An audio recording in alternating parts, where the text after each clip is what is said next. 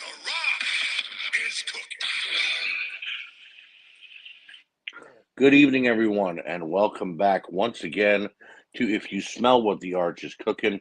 I am your host, Archie Mitchell, and I am back once again this week uh, in order to talk to you about the world of professional wrestling.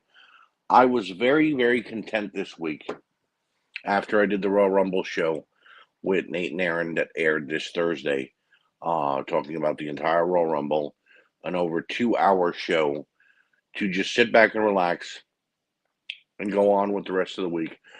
And then next week, come back with AEW and NXT results. But way too much went on in the world of professional wrestling in this last week to let it go by without speaking about it. There were good, there were bad, there were extremely good, and then there were ridiculousnesses.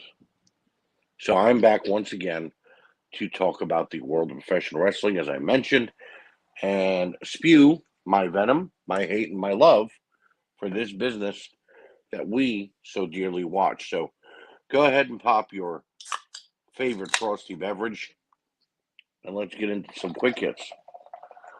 Quick hit number one: Brian Kendrick fired from AEW within 24 hours of signing after being let go by the WWE. And this was due to Brian's comments in regards to the Holocaust 10 years ago. Now, I'm not a person that is a fan of cancel culture. I am not someone who says that everything that everybody says that they should be held liable for.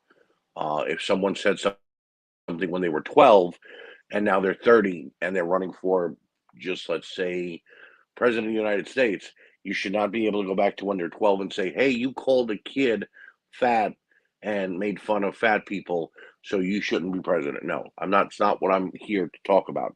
What I am going to say, though, is Brian talked about something, whether it was 10 years ago or yesterday, that should never be talked about in a normal light. The Holocaust was a very big deal.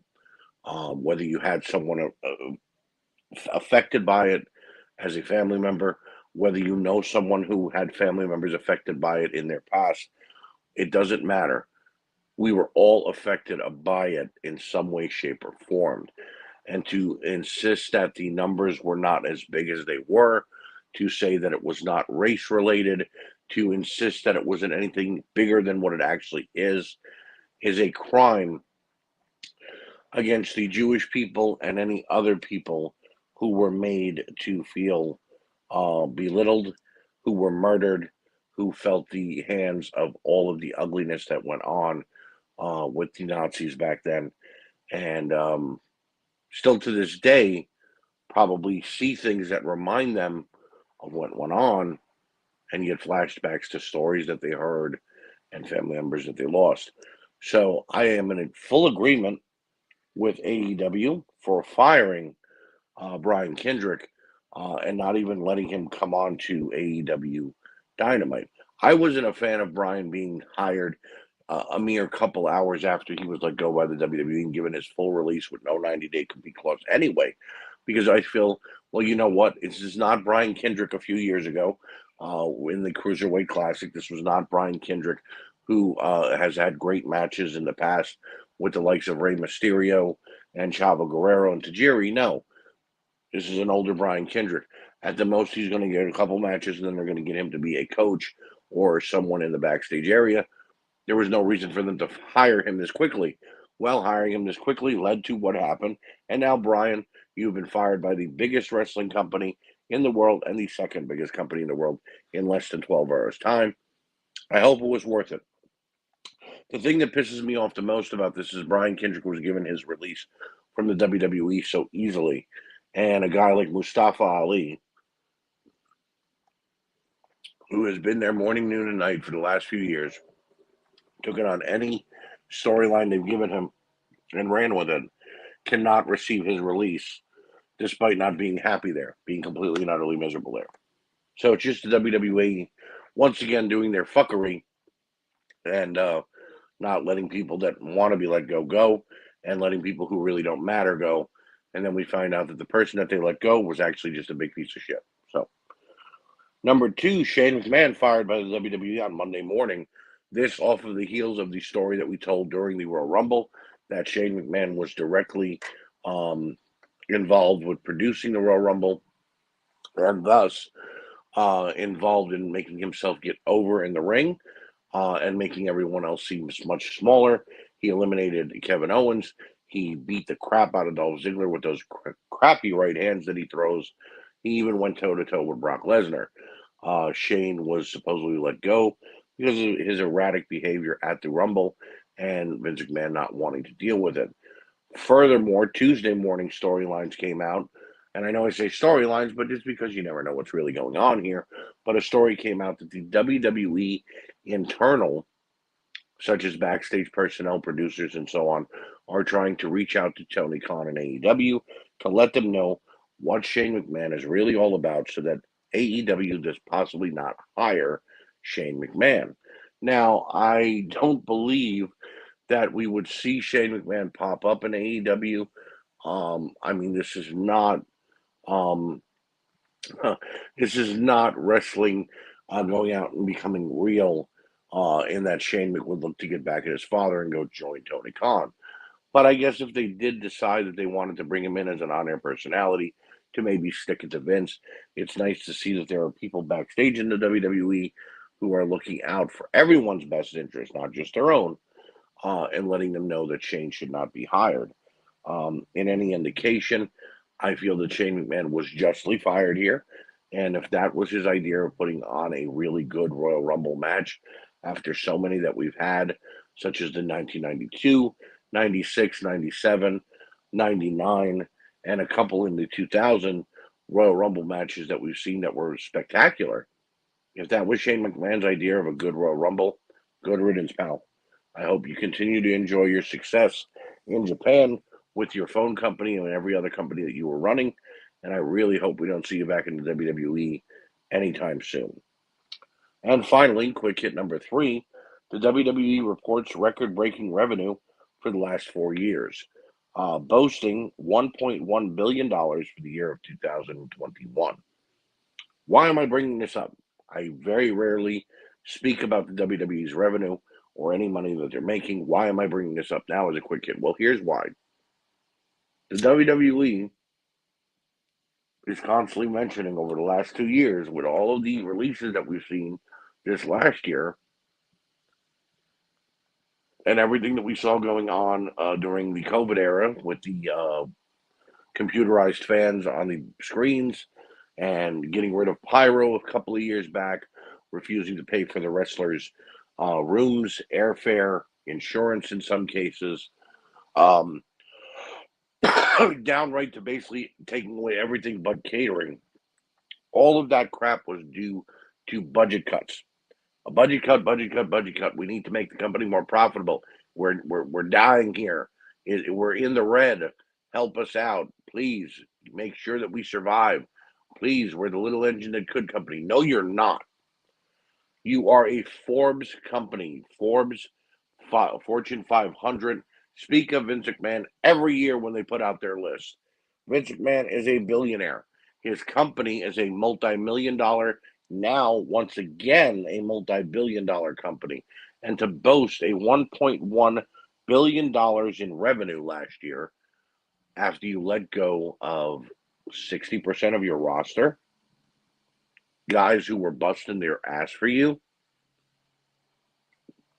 guys who were allowing their mental health to be destroyed and allowing themselves to be afraid of possibly catching COVID, possibly hurting their families by coming home with COVID. Roman Reigns, who battled leukemia and has an oppressed immune system, going out and putting his body on the line during COVID, um, and you fired these people to make your company more profitable, and here you are boasting about $1 billion in revenue. Vince McMahon, you have becoming you have become nothing but a money grubbing puppet. Why I call you a puppet? Because you no longer look like your former self. Your eyes always look glossy and red and glassed over, almost like you're constantly smoking pot. You do not look the same when you're on television anymore. I barely understand half of what you say on television. It is mostly incoherent, and you always want to put yourself in the spotlight. I guess we see where Shane gets it from by booking himself to look strong in the Royal Rumble. Um, Vince, goddamn you for firing men and women such as Ember Moon, such as Peyton Royce and Billy Kay, uh, Braun Strowman, Bray Wyatt, who was mourning the death of his friend Brody Lee at the time. So many countless other members of the WWE roster, of the WWE production crew, the producers, the backstage handlers, the road agents. God damn you for ruining NXT and making it from the black and gold brand to this sorry ass rainbow uh, colored logo and giving us 4 minute matches a week instead of the main, except for the main event. God damn you, Vince McMahon. And I hope and I pray that if Tony Khan and AEW are smart enough to get ahead of you in the ratings and do end up giving you competition, whether it be on Monday night or they stay on Wednesday night and Friday night, I hope they're smart enough to stick to their guns and continue to be the best possible product they can be so that when you're put out of business this time, all of the blame can be faulted on you and not the wrestlers that you were trying to do it to the last time. Last time anyone became a serious competitor to Vince McMahon, he was able to win. Well, we got TL Hopper and we've got a lot of family, fun, friendly characters. We've got Mantar and Phantasmo and you know what I mean? And we're trying to build a new generation behind Bret Hart and Shawn Michaels and Diesel and Razor Ramon. And these guys ain't drawing so well. No, they were drawing well, Vince. It's just the crap that you put on before them that wasn't drawing well. So Vince, fuck you. Fuck you, fuck you, and fuck you. Huh. On to the show reviews. So, we're going to do it a little different this week. We're just going to be talking about the highs of the shows that I did watch. And I watched everything this week: Raw, SmackDown, AEW Dynamite, and Rampage, and NXT. So let's get into it. Monday Night Raw. Brock Lesnar walks out and chooses Roman Reigns for his WrestleMania opponent and will be challenging for the Universal Championship at WrestleMania. But he also takes a spot in the Elimination Chamber for the World Heavyweight title that Bobby Lashley will be in 2 weeks at Elimination Chamber. Seth Rollins also received a spot as an apology because of his DQ win over Roman Reigns at the Rumble. And then the rest of the night, we saw qualifying matches for the Elimination Chamber. And I must say, these 3 qualifying matches were pretty damn good, except for the first one. Austin Theory versus Kevin Owens was decent, but booked too heavy for Theory. I understand the storyline of Theory and Vince, but Owens is made to look really bad here. And when you got a guy who just signed a new contract not that long ago, I would have thought maybe that Owens would have been given the push that he deserves here into the chamber. Whether he wins it or not, he deserved a spot, not Austin Theory. Matt Riddle and Otis had another great match. These guys, along with their tag team partners, have been putting on stellar matches. Randy Orton and Chad Gable was great and was definitely a constant for both of their styles. And what I mean was Otis put off his strong man, big man, monstrous Vader-like style against Riddle's quickness. Riddle is always looking better and better, and Riddle gets the winner and will be in the chamber. And then we got AJ Styles versus Rey Mysterio Jr. Now, this is a dream match for many people, and I thought it was great. Incredible match between the 2 greats in the ring. Performers could have went either way, in my opinion, but I think Styles deserves the spot in the chamber, considering all he's been through with bad storylines lately. Ray and Dominic still a tag team. Ray could always get another shot at the tag team titles. You never know. But Styles deserves to be in the chamber for the World Heavyweight title. And of course, Alexa Bliss's storyline continues. And it's getting interesting, especially with the reintroduction of Lily. This is a WWE shop Lily doll that they are selling.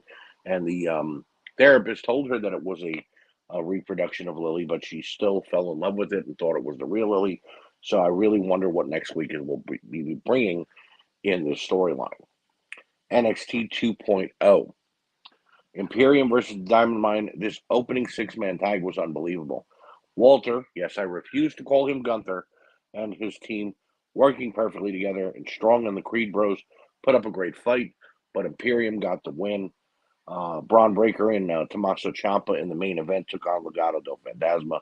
Wild and Mendoza proved that they could bring and hang with the big boys in the ring here tonight. But Ciampa's ruthlessness pulled his team ahead despite Escobar's interference. Breaker showed off his power and got the win for his team. Another great match there. Kylie Ray targeting Mandy Rose through the entire show all night long was great and hilarious at sometimes when she dropped the spaghetti and the cake on Mandy was really, really good. Ray showed a killer instinct that we haven't seen since NXT UK. And I think that she's finally getting herself back into the title picture. She will get a shot next week at Mandy Rose. I have no doubt that it will probably end by disqualification and lead to another match at NXT Vengeance Day. AEW Dynamite. The face-to-face interaction with Bryan Danielson and Jon Moxley, that opening promo after Moxley defeated Wheeler Yuta was great. Uh, it could be leading to some pretty epic moments in AEW. All that Bryan had to say about taking some of the younger guys like Lee Johnston, Lee Moriarty, Wheeler Yuta under their wings and possibly pushing them and giving them the right direction to be going in AEW. Sounds fantastic to me. I didn't like that they shit on the rest of the products, such as Luchasaurus and Orange Cassidy, but I guess this is Daniel Bryan coming out and feeling like real wrestling should trump the comedy-driven characters. Then we got Aleister Black and Brody King taking on Penta and Pac, the returning Pac. This was a great match and a great to see Pac back in the ring. Black and King are slowly becoming my favorite tag team in AEW. And the innovative offense and defense the entire time in this match was great. Black and King get the win after the mist in the eyes and their double team power slam move. Very intense, and I have a feeling this feud will continue, which I'm all for it. And then the main event, CM Punk versus MJF. This match was everything I wanted it to be and then some. For over 35 minutes they fought, they reversed each other, and they landed incredible moves. The Pepsi plunge was incredible to see after some 10 years of it going on a drought and CM Punk no longer using it. MJF's submission skill was surprising. Not a bad thing. Surprising to see how many submissions this young man could pull out of his hat. Wardlow got involved, although it didn't look like he wanted to be getting involved, but he did help MJF get the win. MJF with the Dynamite Diamond ring off the head of Punk gets the win. And I guess we'll have to wait and see what happens next week with Wardlow and MJF. CM Punk now having one loss under his record. And in my opinion, this was a 5-star match. I don't mean to sound like Dave Meltzer, and I'm not trying to ooze all over these guys, but I think MJF and CM Punk put on the very best wrestling match that we have seen so far in 2022, and I want to see more of it. That brings us to SmackDown, and we got Jinder Mahal taking on Shinsuke Nakamura in a non-title matchup. This was the best match on SmackDown, and not because I had to pick one, but because it stood head and shoulders above everything else. Mahal looked like his old World Championship title reign days, and Nakamura looked crisp. This reminded me of their battle at the Royal Rumble and at SummerSlam, and both guys were firing on all cylinders with Nakamura getting the win. Crowd was into it the whole way. And then we had Ronda Rousey, Charlotte Flair, and Sonya Deville in the ring. Charlotte comes out. She is cutting a fantastic promo. Sonya Deville lets her know that Becky Lynch has said that Ronda is choosing her at Mania. And Charlotte begins to go on this incredible tirade, cutting perhaps the best promo I have seen from her in quite some time. Ronda eventually does come out and says that it's BS, and she is actually going to challenge Charlotte at Mania for the women's title on SmackDown. This led to Sonya Deville trying to help Charlotte, but Rousey fight her off and put her in an armbar to end the show. Great segment. I'm enjoying what they did here with Ronda Rousey both on Monday and on Friday. I thought Friday was a little bit better, though. in that Ronda got a little more physical. And then finally, AEW Rampage. We had Sammy Guevara defending the TNT Championship against Isaiah Cassidy, a match that was made by Matt Hardy, and another week and another phenomenal showing from Sammy Guevara, ladies and gentlemen. This week, he and Isaiah Cassidy lit up the Rampage and traded some big-time high-flying shots. Cassidy had the upper hand for most of the match, but Matt Hardy and Andrade cost him that advantage, and Guevara was able to pick up another big win and retain his title. Sammy Guevara, in my opinion, he's been called a pillar of AEW because he was there since the beginning. First match on AEW Dynamite against Cody Rhodes. Epic ladder match with Cody a couple of weeks ago. In my opinion, Sammy Guevara is one of the future superstars AEW could build on the back of the company, and with MJF and quite a few others, such as Adam Page, Kenny Omega when he comes back. The future looks bright for AEW, in my opinion. We then had Jay Lethal and Ricky Starks in the main event for the FTW title. And I know I poked fun at this matchup a couple of weeks ago, saying who wants the orange belt, but it wasn't about the belt here, in my opinion. This was great to finally see Jay Lethal back in an AEW ring on television. He and Starks had a very good main event, and it was actually surprising to see Starks get the win here. I thought Lethal might get the win by DQ or count out or whatever have you to keep the feud going, but Starks gets the win. I think Lethal is still getting his feet wet in AEW, and once he gets the right direction, he will begin to win again. But Starks retained after a little outside interference, and I like the Ricky Starks character. I liked him when he was in NWA. I like him here. I hope he continues to move forward in the company, and they continue to give him the push that he deserves. Wrestling as a whole this week, there were a lot of great matches, as I just ran out, and a lot of great segments. Do yourself a favor, if you missed any of them, go back and watch them, either on Peacock, YouTube, DVR, what have you. There are many different outlets for you to find a chance to see these happenings in the week that we just had. First week of February 2022. And now, because as I mentioned, a lot went on this week.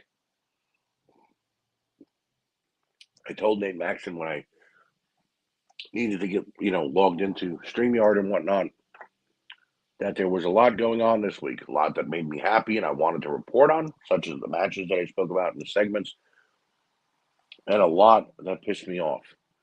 You heard that in Quick Hits, but also you're now going to hear it in What Grinds My Gears. First and foremost, Friday night SmackDown. Roman Reigns is in the middle of the ring. He knows he's fighting Lesnar at Mania. And out comes Goldberg to make his return to the WWE once again. And he says that he is challenging Roman Reigns at Elimination Chamber for the title, the match that we were supposed to get at WrestleMania a couple of years ago. God damn it. Whenever you think this guy is gone, he comes back like a serious case of diarrhea. I am sick and tired of seeing Goldberg on my TV screen messing with the World Heavyweight title, the Universal title, and derailing champions from the path that they're meant to be on.